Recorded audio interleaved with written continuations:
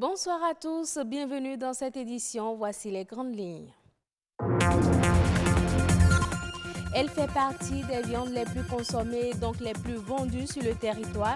La viande rouge et sa commercialisation dans les marchés, on s'y intéresse dans ce journal.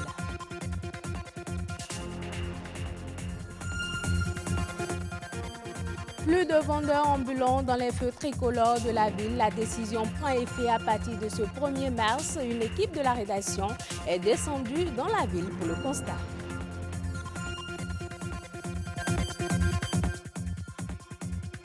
Une nouvelle production cinématographique vient enrichir le paysage audiovisuel du Bénin. Elle aborde les questions liées à l'entrepreneuriat. On le découvre dans un instant.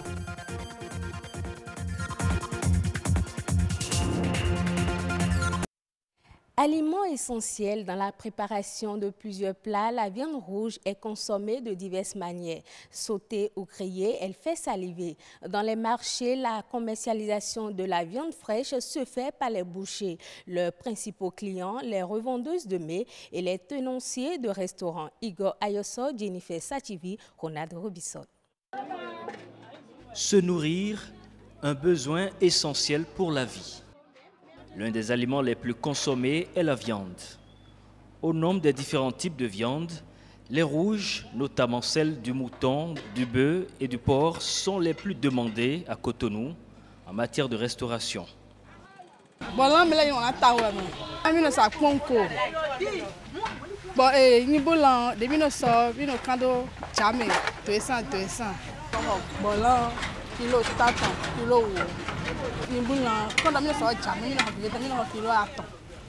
Choisi pour ça parce que ce pas il y a chez nous quoi. Kilo le pot 1500 millions il bon 7 kg à l'autre kilo de mais millions ça nous tu vois ça Je préfère cette viande parce que mes enfants aiment trop ça, c'est pour cela que je suis venu prendre ça. Pour se procurer ces viandes, les consommateurs s'approvisionnent auprès des bouchers qu'on retrouve un peu partout au niveau des marchés. C'est le cas du marché Saint-Michel de Cotonou où l'activité bat son plein.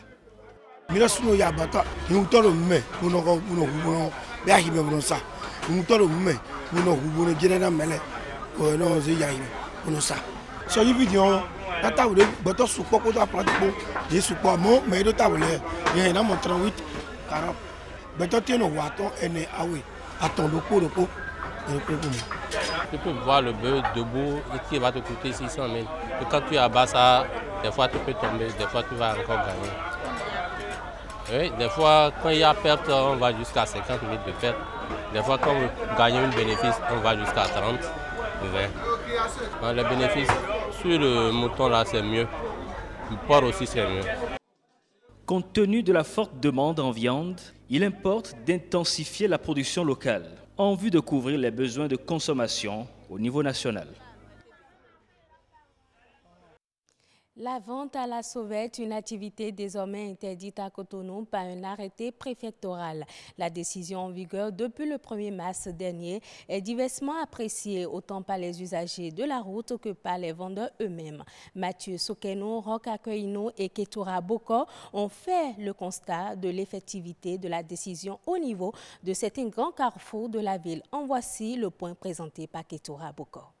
Actuellement, nous sommes au carrefour Vedoko, l'un des plus animés habituellement par les vendeurs à la sauvette. Là où on est en train de souffrir. Moi, je n'étais pas dans les feux tricolores. Je vendais à Tokpa.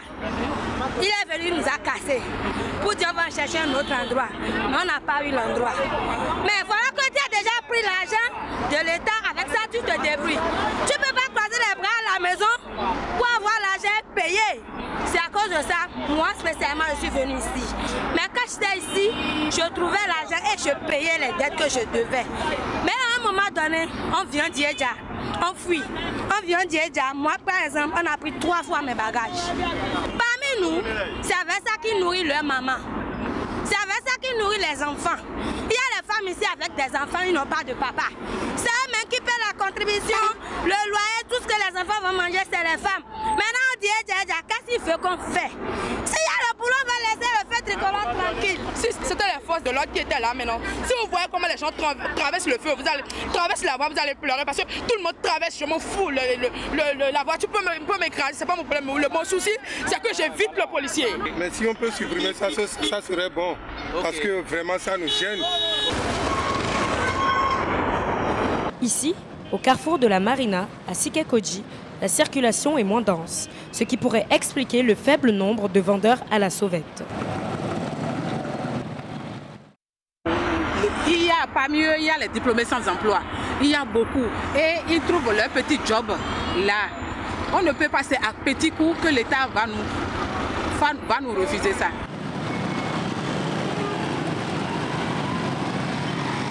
Nous sommes à présent au carrefour de l'Unafrica. Malgré la proximité du commissariat central de Cotonou, certains vendeurs continuent leurs activités sans inquiétude apparente.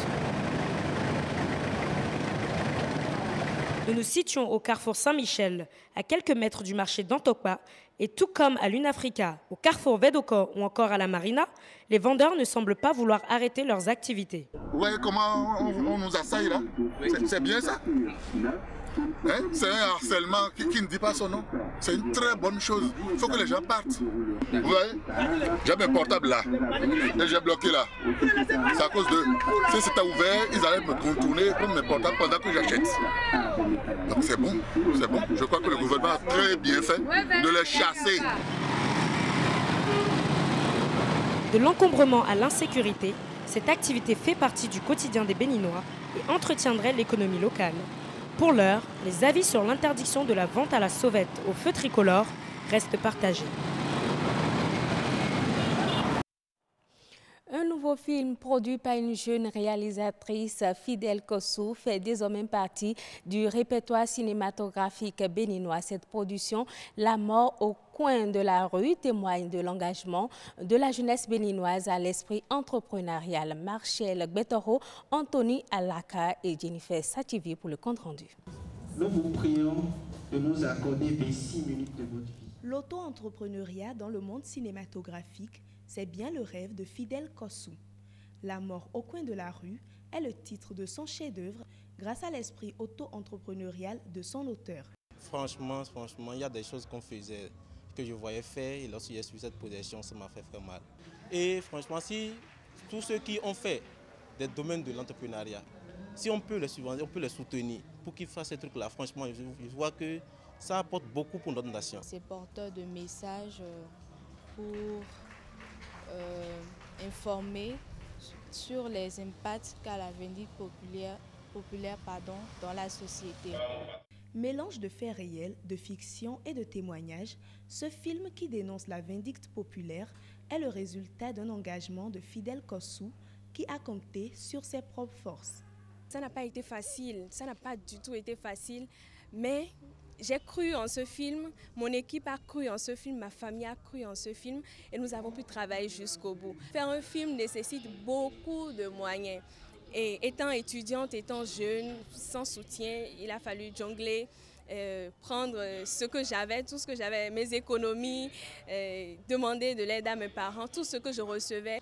J'utilisais tout en fait dans la réalisation de ce film et je suis contente qu'aujourd'hui, en 2018, on ait pu quand même avoir cet élément-là de 26 minutes. Cette projection de film est aussi une occasion pour les jeunes présents de mesurer les difficultés liées à l'entrepreneuriat. L'aspect éternel qu'on aborde tout le temps, c'est l'accompagnement, parce que les jeunes qui décident d'entreprendre, qui ont des idées d'entreprise, n'arrivent pas à trouver l'accompagnement nécessaire, que ce soit l'accompagnement moral ou financier. Ce n'est pas évident de pouvoir trouver des gens de bonne volonté pour vous accompagner. Si elle trouve encore de subventions, elle peut encore faire mieux que ça.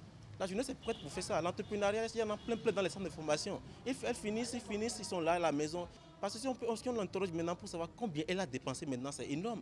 C'est énorme. Vouloir, c'est pouvoir. Et les jeunes l'ont bien compris. Mais exceller dans l'auto-entrepreneuriat nécessite engagement et accompagnement. Il y a plein de jeunes dans notre pays qui ont de très belles idées. Et si les gouvernants peuvent penser à la chose pour que lorsqu'on aura détecté un jeune qui a véritablement une idée intéressante à faire valoir dans la société, il puisse y avoir un coup de pouce financier, un appui financier pour les aider. Parce que vous avez toutes les idées de ce monde qui bouillonnent dans votre tête. Si vous n'avez pas le minimum pour démarrer, pour avancer, vous ne pouvez rien faire. Favoriser l'auto-entrepreneuriat des jeunes, c'est insérer la jeunesse dans la chaîne de production de richesse nationale et le chaînon que représente la cinématographie béninoise demande plus d'efforts humains, de ressources financières et matérielles pour bien y répondre. Ouvrons cette page internationale par la Guinée. Réinsérer les jeunes Guinéens dans l'agriculture pour lutter contre le chômage, les zones rurales et l'immigration, c'est le pari du partenariat des jeunes pour le développement durable dans la commune de Doubreka, en bordure de la capitale Conakry. Ce qui a commencé par une petite initiative personnelle prend aujourd'hui de l'ampleur pour se transformer en véritable coopérative agricole et de plus en plus de jeunes tentent l'aventure. Le centre produit du riz, des pastèques, des tomates et quelques volailles. On met à présent le cap sur les Caraïbes, plus précisément sur l'île de Saint-Martin. Le traumatisme est toujours présent 6 mois après l'ouragan Irma qui a dévasté les écoles. Classes en rotation, faute de place suffisante, inquiétude autour des examens. La scolarisation des élèves de Saint-Martin reste l'une des préoccupations majeures pour beaucoup d'habitants alors qu'approche la prochaine rentrée. Cartable, sac au dos, ces élèves discutent et chahutent, traînant un peu les pieds alors que la sonnerie retentit. Une scène banale de matin d'école, mais qui, dans l'île de Saint-Martin, marque les efforts entrepris depuis la rentrée scolaire du 6 septembre, lorsque l'ouragan Irma et ses vents à plus de 350 km/h ont détérioré 18 des 21 établissements scolaires de l'île. Un comité interministériel doit se tenir le 12 mars à Paris pour déterminer l'engagement financier de l'État dans les investissements en termes de reconstruction. La priorisation, ce sont les écoles. Sur la priorité de la reconstruction, je crois qu'il faut qu'on focalise sur tout ce qui est établissement scolaire, établissement de santé scolaire, parce que je ne veux pas effectuer une rentrée dans les conditions que nous avons eues post-Irma. Il fallait le faire, on l'a fait. Tous les élèves n'ont repris les cours que 2 mois après le passage de l'ouragan. Un système de rotation matin-après-midi des élèves a alors dû être mis en place dans certaines écoles car 3 établissements, un collège et 2 écoles, étaient inutilisables. Exemple, 2 maternelles et 2 classes élémentaires se partagent 2 écoles, les primaires le matin, les maternelles l'après-midi. Des parents d'élèves s'inquiètent pour les examens à venir, mais l'école rassure. Est-ce que les élèves qui passent le bac ou le brevet seront prêts? La réponse est oui. Ce n'est pas un oui comme ça dit à la va-vite ou pour rassurer tout le monde. C'est un oui parce que ça correspond à une réalité. Je vous l'ai dit, sur le lycée général et technologique ou les élèves du collège qui passent le brevet, depuis novembre, on n'avait pas d'inquiétude puisque des dispositifs pédagogiques ont été mis en place pour que justement rattraper le retard. Selon les chiffres officiels, les écoles publiques ont perdu 20% de leurs élèves. Des familles ont quitté les 2 îles après Irma et scolarisé leurs enfants, soit en Guadeloupe ou Martinique, soit dans l'Hexagone. Voilà qui vient mettre un thème à cette édition. Merci de l'avoir suivi. À demain.